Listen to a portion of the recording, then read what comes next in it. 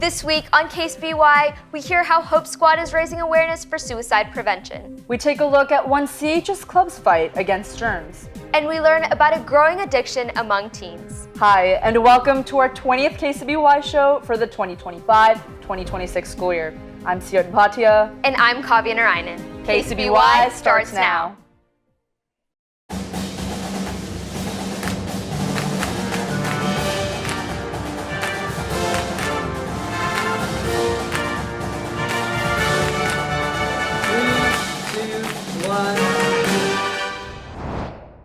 According to the Centers for Disease Control, approximately 1 in 5 students have experienced serious suicidal thoughts, making suicide prevention an important topic for today's generation. That's where Hope Squad comes in, a national organization dedicated to spreading the message of suicide prevention among students. At CHS, our Hope Squad classes are raising awareness about the importance of suicide prevention and spreading positivity throughout the campus. Samantha tells us more.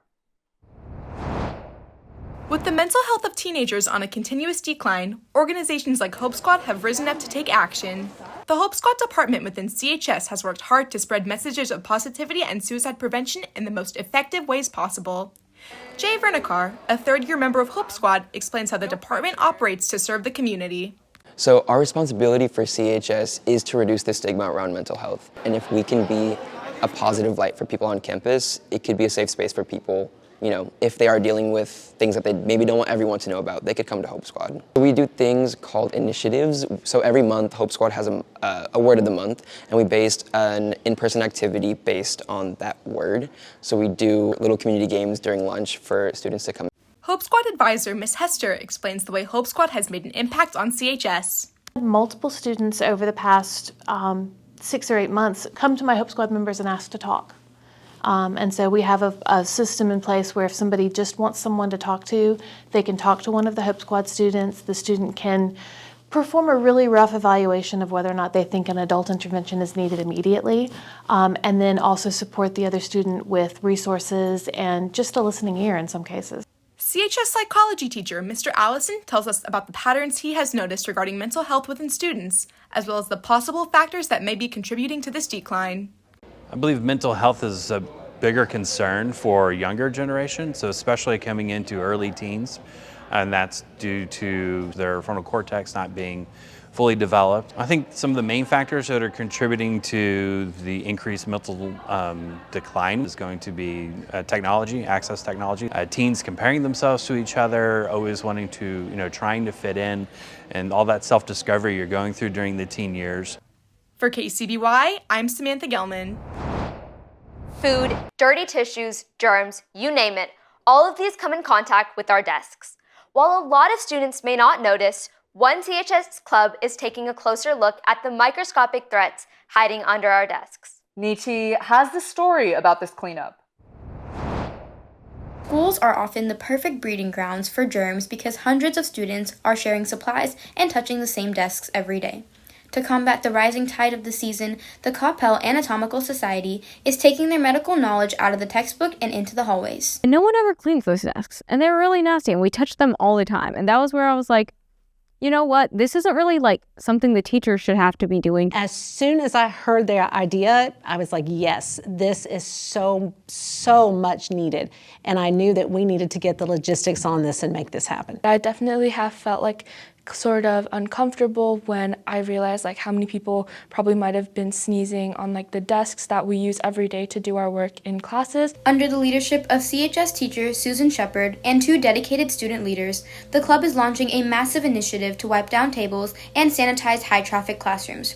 By targeting these hot zones for bacteria, the group aims to create a much safer and more sanitary learning environment for the entire student body. I made a Google form for teachers, and then they could fill out the form to have their room cleaned. And then we started to do the student side of it, kind of getting the volunteer sign-up form out. And then, beyond our club, we were including HOSA, NHS, and just about anyone who we think would want to do it. Afterwards, me and the leadership team are going to match up students to teachers. This hands-on approach is a crucial step in decreasing the spread of illness and keeping more students healthy. Simple things that students can do today keep washing those hands.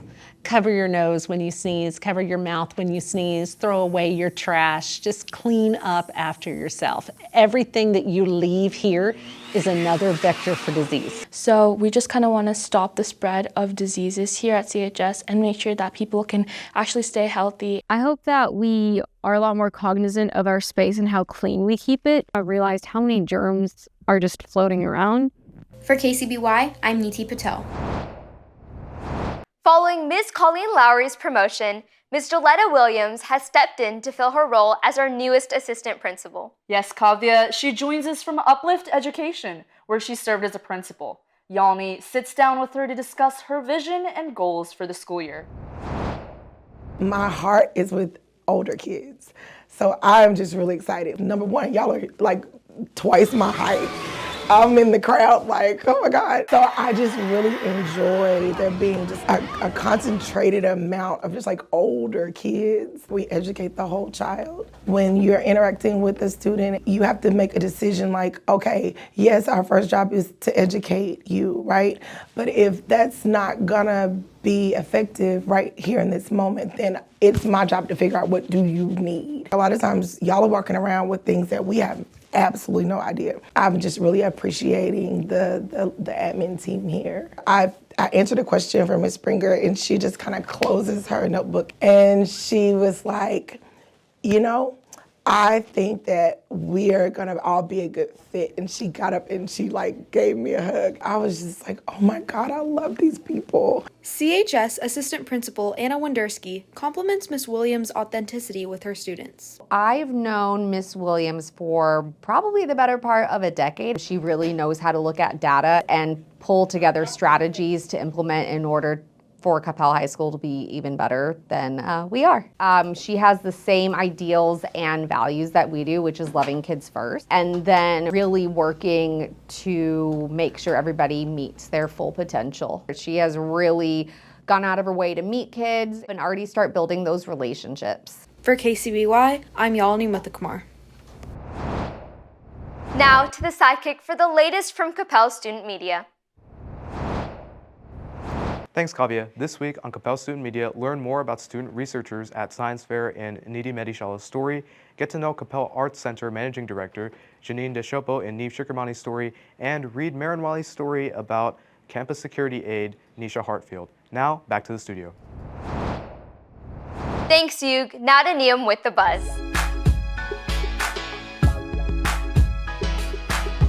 The entertainment industry is mourning the loss of actor Eric Dane, who passed away at the age of 53 after battling ALS, a progressive neurological disease.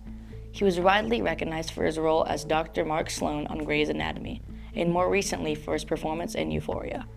Dane remained dedicated to his craft even after publicly sharing his diagnosis in 2025. Tributes have poured in from fans and fellow actors, and in a family statement, his children described him as a devoted father, their biggest supporter, and someone whose love and strength will stay with them forever. Dane leaves behind a lasting legacy within the entertainment world. And finally, R&B group Flow is getting a lot of attention after their recent Tiny Desk performance.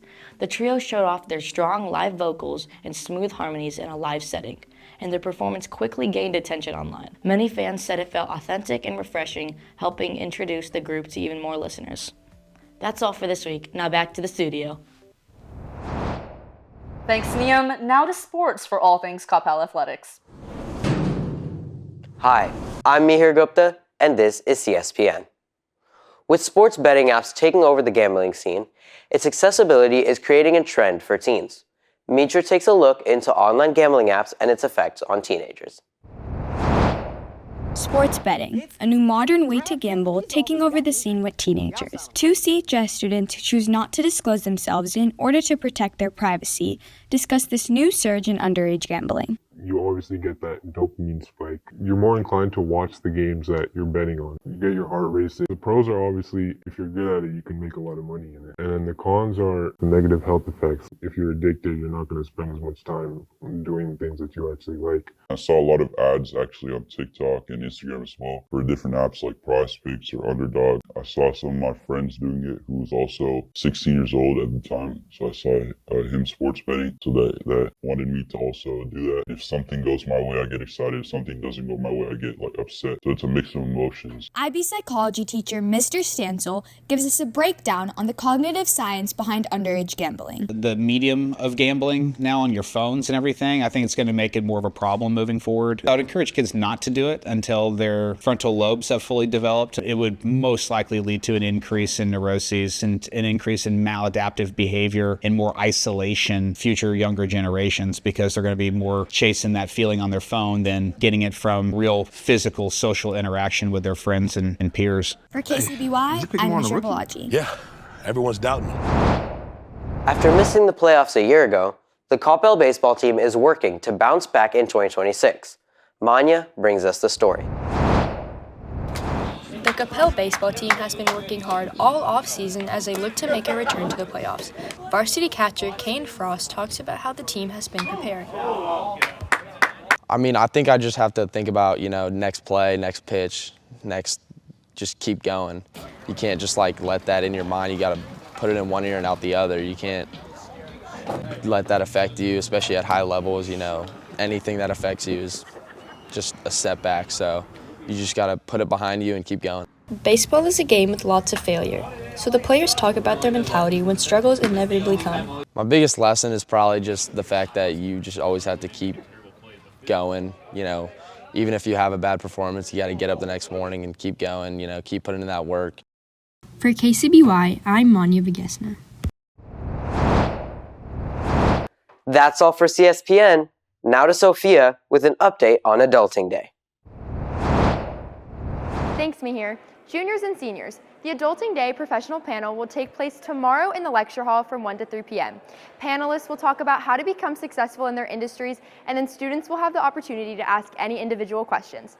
I will be your panel moderator, and I hope to see you all there. Now, back to the studio. And now, we honor our Teacher of the Week. This week, we're honoring Miss Kaylee Martin with this special recognition. Miss Martin brings statistics to life as she guides her learners through the world of math. She's a constant cheerleader for our program, and we thank you so much for all that you do. That's all for KCBY this week. Tune in next week, where we step away from the news grind to begin a series of lighthearted special segments and passion shows for the month of March. We'll see you next week, CHS. Thanks for watching. I like your style.